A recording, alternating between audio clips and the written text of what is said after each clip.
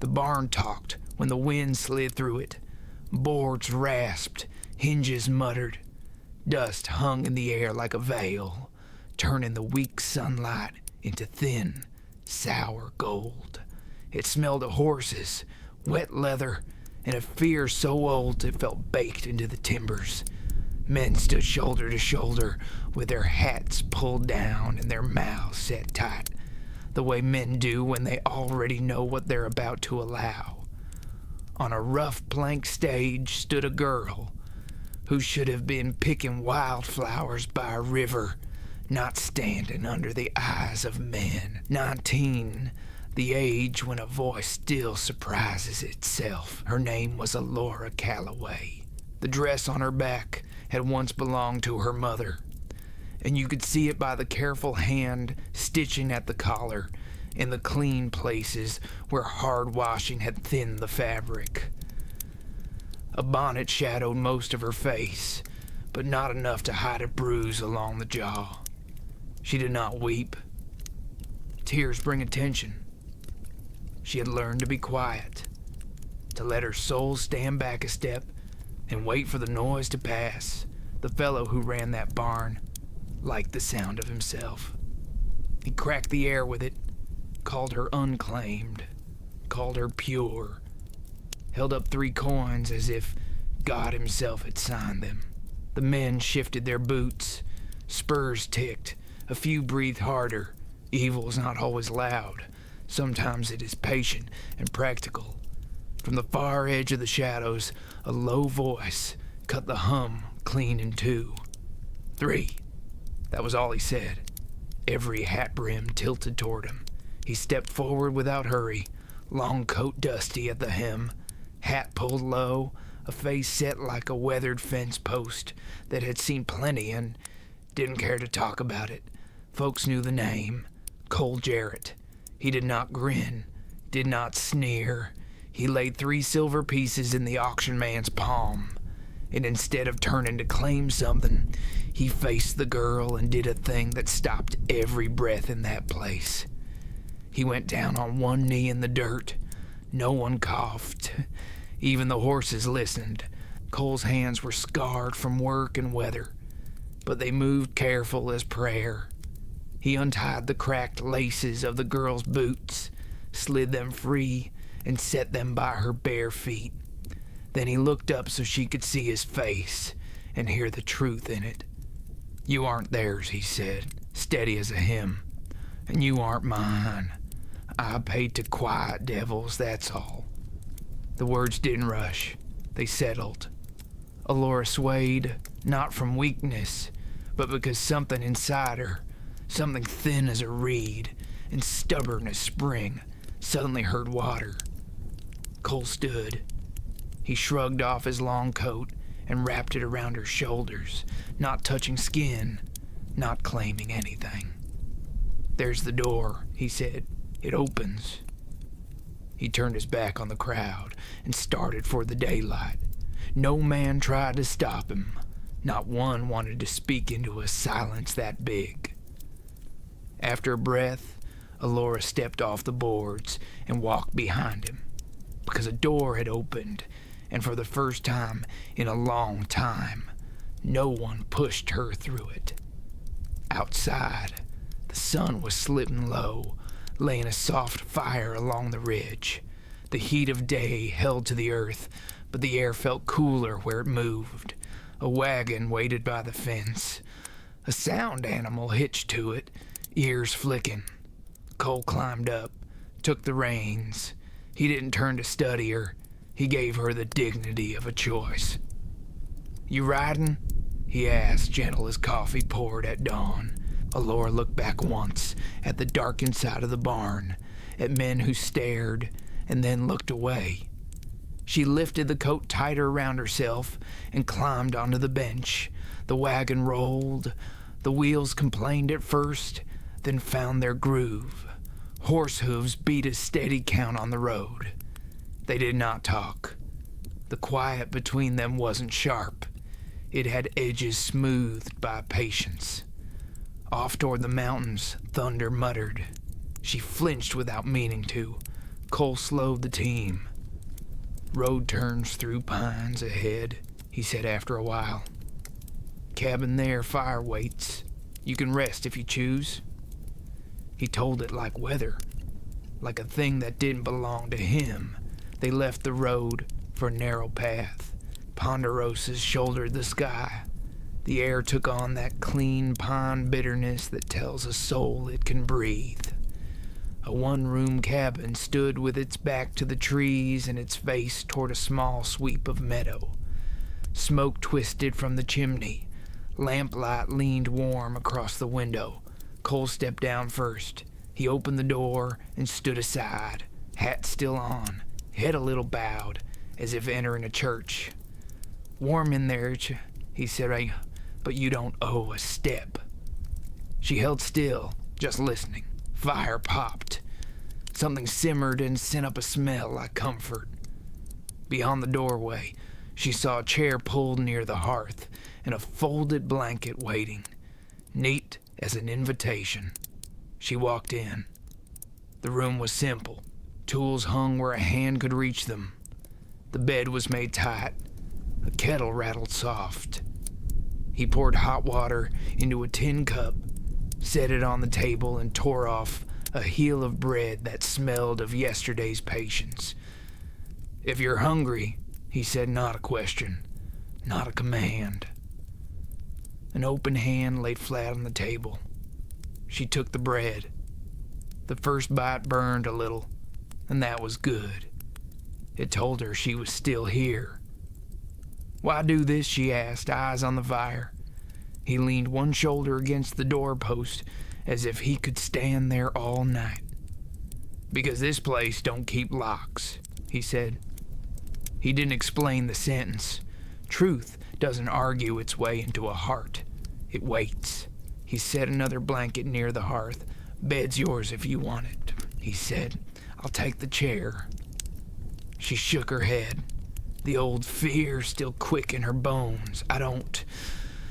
I can't be touched." Cole nodded, like a man who has already learned some things the hard way. "Then nothing gets touched you don't offer." That promise changed the air. You could feel it, the way you can feel the heat pull back after a storm has passed. She lay down by the fire with her face turned to the light and her back safe from doors. Outside, wind moved the tops of the pines. Inside, the flames settled and breathed.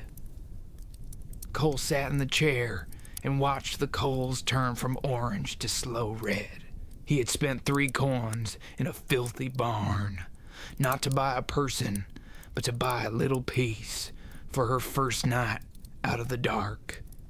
He didn't know what would come of it. Neither did she. But the night knew. It held them both, and it held its breath. Morning came quiet, the way it does when the world forgets to stir. A gray wash of light slid across the cabin floorboards. The fire had burned down to an orange heartbeat, and the smell of coffee crept through the still air. Cole sat near the window, hat in his hands, watching fog pull itself apart over the meadow. Alora woke slow, blinking into the warmth. For heartbeat, she didn't know where she was. Then she saw the coat folded neat at her feet, smelled pine and coffee instead of sweat and fear, and remembered. The body tensed by habit eased, just a fraction. "You can rest longer," Cole said, voice low and even, as though speaking to a skittish colt. "I've slept too much," she murmured. Her voice still cracked at the edges, unused to being heard. He nodded toward the tin cup on the table. "Coffee's ready. Might taste like it crawled out of the pot, but it'll set your insides right." She almost smiled. Almost. The sound of his drawl, slow and gravel warm, carried no demand in it. She wrapped her fingers around the cup, felt the heat, and sipped bitter, real, alive. Cole went back to his quiet lookout. Got a town a few miles west, he said. You don't have to go, but I figured you'd want to know the road's open. Alora studied the scar across his knuckles, pale as chalk against sun-dark skin. Why tell me that? He lifted one shoulder. Because choices are worth more than silver. She looked down at her hands, small, scraped, uncertain. You spent $3 for me. What do I owe you?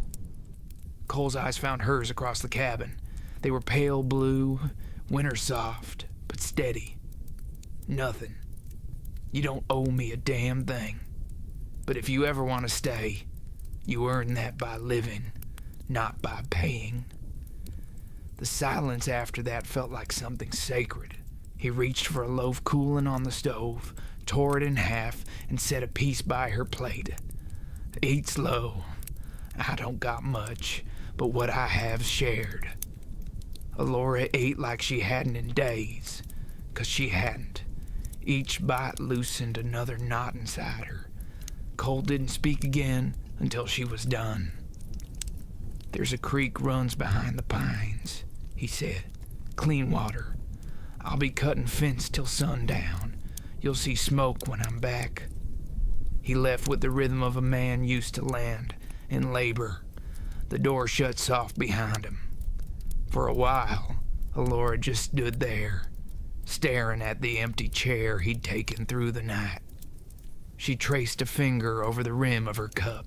A strange ache pressed at her chest. Not fear, not grief.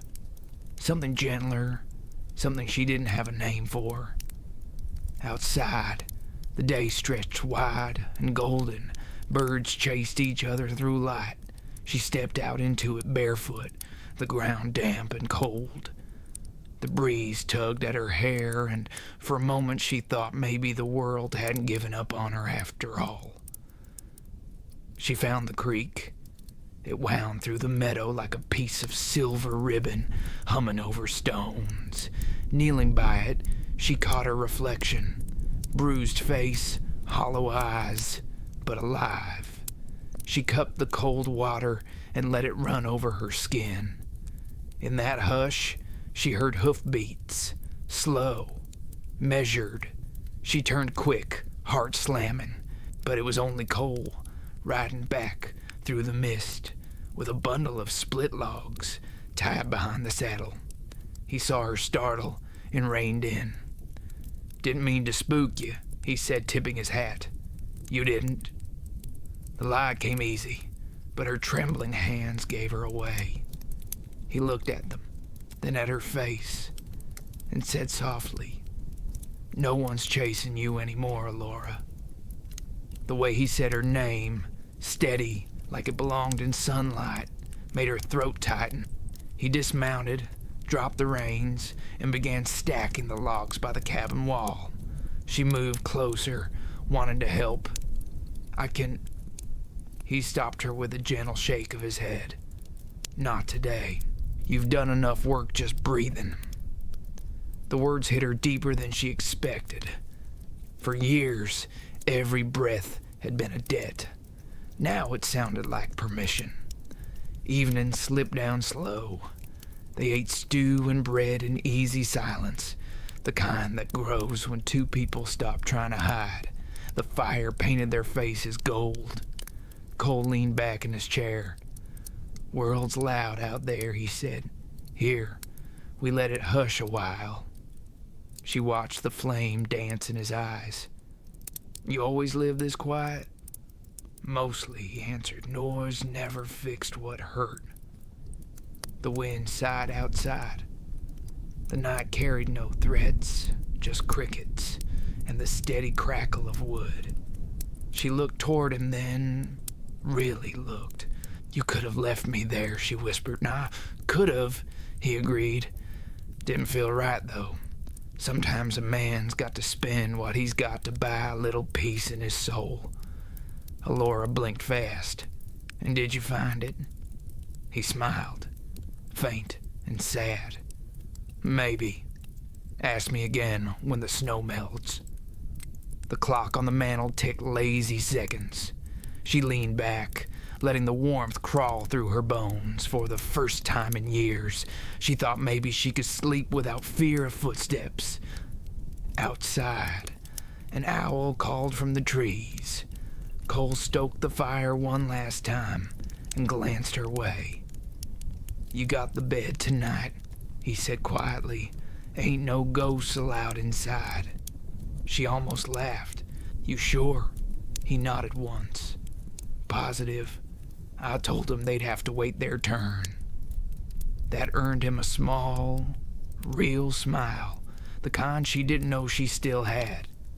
Cole tipped his hat low over his eyes and settled back in his chair. "Good night, Miss Alora," she whispered back. "Good night, Mr. Jarrett." The fire whispered too, softer than before, as if guarding something fragile. When she finally closed her eyes, she dreamed of the creek water, running clean and a man kneeling, not to claim, but to free. The next morning would bring strangers on the road, and a test of what freedom really meant. By mid-morning, clouds began gathering over the ridge, long gray folds drifting low enough to scrape the pines. Cole was outside, mending the split rail fence, when he heard the sound. 2 horses, not one. The rhythm was wrong for neighbors. He straightened, jaw tightening, and wiped the sweat from his brow with the back of his hand. Alora stood in the doorway, the hem of her borrowed dress brushing her bare ankles. She felt the shift in the air even before Cole looked her way. "Trouble?" she asked. He shook his head slowly. "Don't know yet, but men riding this early don't usually come calling for coffee." Dust rose on the road, carrying voices. 2 figures appeared through the haze, one wearing the badge of the county, the other the slick grin of a man who thought the law belonged to his pocket. Alora's stomach turned. She knew that grin. Cole felt her flinch. "Inside," he said gently. "Keep the door open, but stay where I can see you." Her hands trembled as she gripped the frame. The rider stopped a few yards from the gate. The man with the badge nodded first. "Morning, Jarrett. Heard tell you took something home from the auction yard yesterday." Cole leaned on the fence, voice calm. "Wasn't a something. Was a someone. And I reckon she's free to walk where she pleases." The other man, Harper, the auction keeper, spat tobacco into the dust. "That girl was property under contract.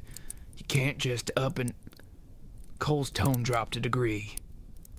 "You want your $3 back, Harper.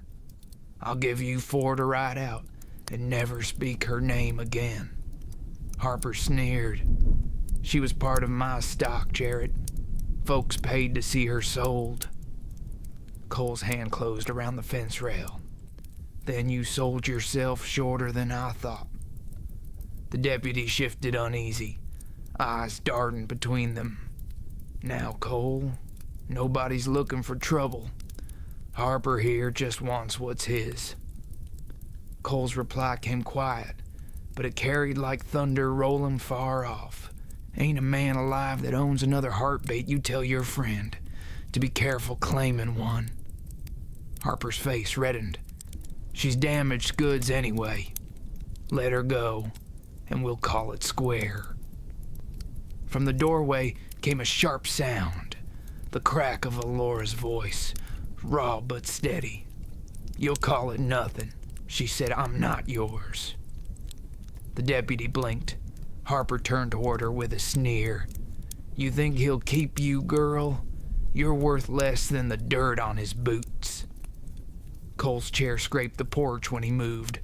The next moment, Harper found himself looking down the black eye of Cole's Colt revolver, steady in one weathered hand. "I reckon you leave now," Cole said, voice low as gravel. "And if you ever speak her name again, it'll be to God." The deputy lifted both hands, pale. "All right, Cole, all right. We're going.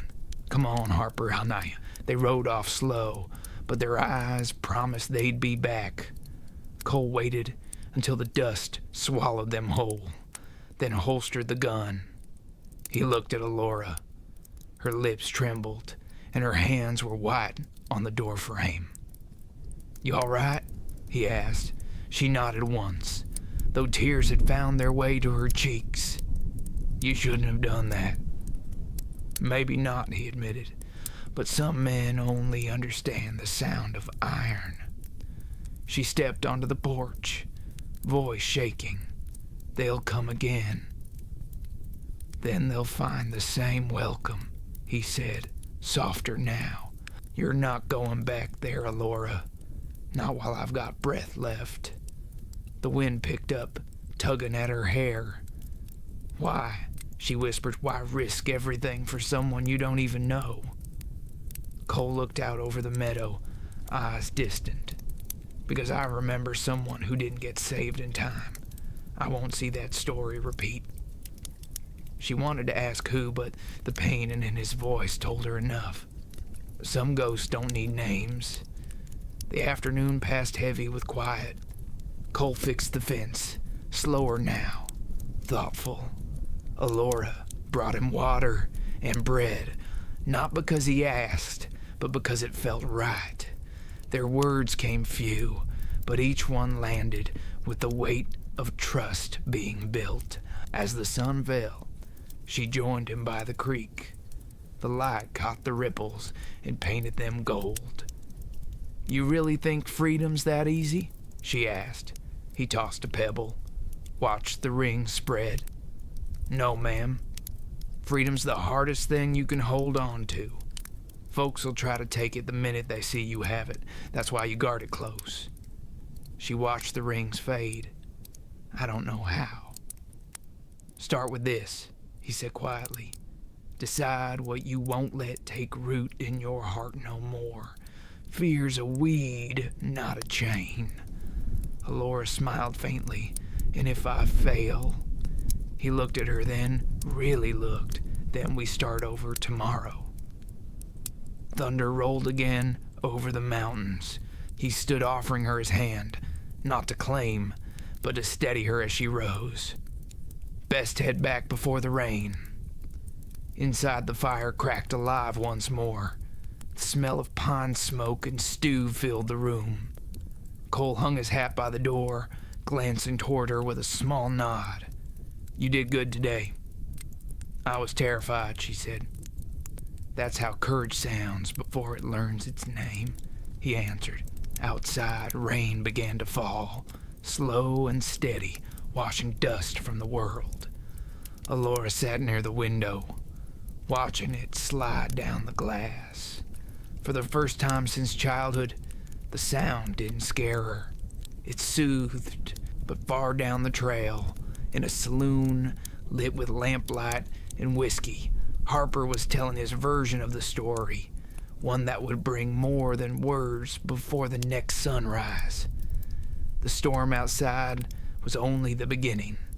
By dawn, the rain had eased, leaving the world damp and shining. Smoke curled lazy from the cabin chimney, and the air carried that sweet smell of wet pine and ash. Alora stood outside with a borrowed shawl around her shoulders, watching steam rise off the meadow. For the first time in years, she felt the strange weight of calm, a feeling she didn't quite trust yet. Cole stepped out with a tin cup in hand.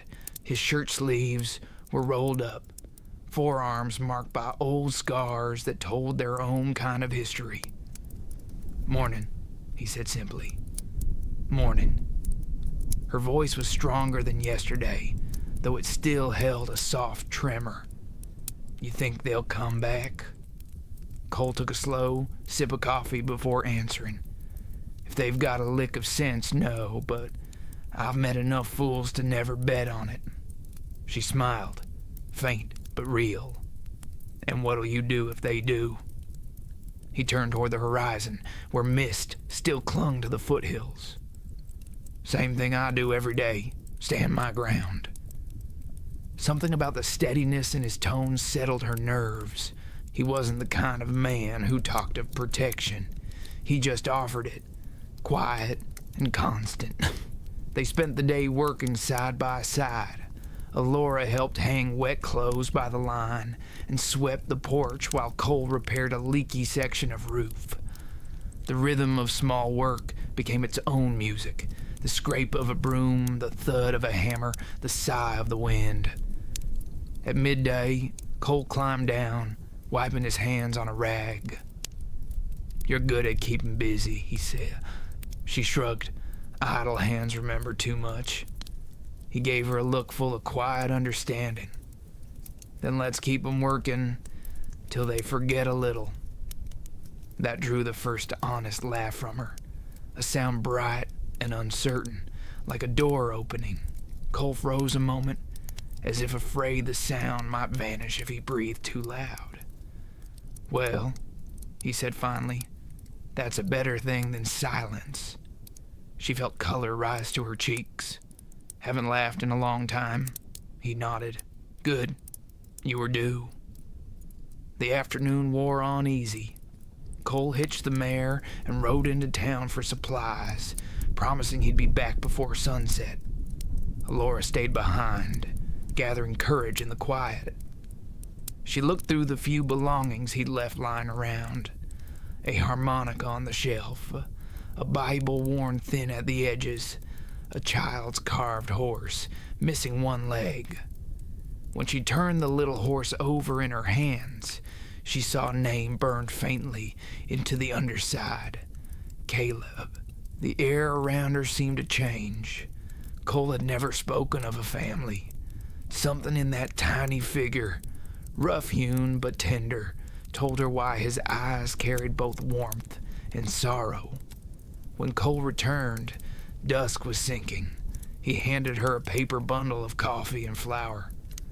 "Town was quiet," he said. "Too quiet, maybe." She hesitated, then held up the wooden horse. "This yours?" He looked at it for a long time before answering. "Used to be my boy's. Caleb. He and his mama. They didn't make it through the fever 2 winters back." His voice stayed calm, but grief lived just beneath it, steady and old. Alora set the horse down gently. "I'm sorry," she whispered. He nodded once, not looking up. "I reckon the world owes us both some peace." They ate supper by lamplight, neither saying much. Sometimes silence was the only prayer that fit. When night came, Cole stoked the fire and settled by the window. "You can take the bed tonight," he said. She frowned. "You can't sit up again." "Been doing it for years," he said with a half smile. "Chair's more forgiving than it looks." But she shook her head.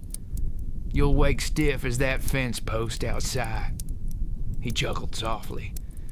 "You'll be surprised how a man gets used to discomfort." For a moment, the only sound was the fire sighing. Then she said quietly, "You shouldn't have to get used to it." He looked over at her, eyes warm in the firelight. "Some things we choose. Some things choose us. I just figure we keep going till the good outweighs the rest." Her heart ached at the simplicity of it. She wanted to thank him, but the words felt too small. Instead, she took the blanket from the bed, spread it across the floor by the fire, and lay down there. He frowned. "That's not necessary." She smiled faintly. Neither was $3. He didn't argue. Instead, he tipped his hat low and murmured, "Suit yourself, Miss Alora." Outside, coyotes sang in the distance, their calls rising and falling like lonely hymns. The flames painted moving shadows across the walls, and for a while, the world held still. Alora watched the fire dance, then spoke softly. "You think people like us ever get forgiven?" Cole took his time answering. "Forgiven for what?" "For surviving when better folks didn't." He stared into the embers. Maybe that is forgiveness. The living. We're the ones left to carry the memory right. The way he said it settled deep in her chest. Sleep took them slow that night, not as an escape, but as a kindness. But far beyond the pines, beneath a moon sharp as a blade, Harper rode with 2 hired men at his side. Their lanterns bobbed through the darkness, each one a small, mean light cutting through the trees. By the time the first wolf called again, they were less than a mile from Cole Jarrett's cabin, and neither Cole nor Laura yet knew that the quiet peace they'd built would be tested before sunrise. The moon hung high, pale as bone, when Cole woke to the uneasy silence that follows danger. The fire had burned low, the air thick and still. He rose from the chair without a sound and reached for the rifle leaning by the door. Outside, the horses were restless, snorting, stamping. A man who's lived long enough in lonely places learns to trust that kind of warning. He touched the window shutter just enough to see the shadows moving beyond the tree line. 3 of them. Alora, he whispered. She stirred from the blanket near the hearth, eyes wide before she even sat up. What is it? Men coming. Stay low. Don't make a sound. Her breath caught. Harper. Cole nodded once. Stay behind the stove. If I tell you to run, you run north through the trees. Don't stop till you see dawn. But Alora didn't move. Fear shook her, but something else burned under it, a stubborn spark she hadn't known she carried. Cole stepped out into the night. The door creaked soft behind him. The air smelled of wet earth and pine sap, clean and cold enough to sting. 3 riders waited by the fence, lantern light flickering over their faces.